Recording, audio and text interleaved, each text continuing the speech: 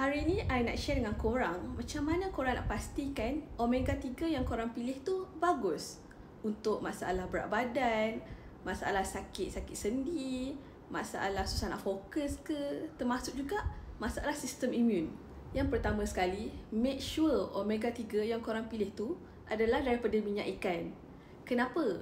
Sebab kalau minyak ikan ni kan, dia akan dalam bentuk EPA dan DHA yang mana badan kita mudah nak serap. Berbanding daripada sumber tumbuhan ataupun ALA yang perlu di-convert untuk dapatkan EPA dan DHA tapi kuantitinya sedikit je. Yang kedua, pastikan konten EPA dan DHA dalam omega 3 tu tinggi. Lebih kurang dalam 90%.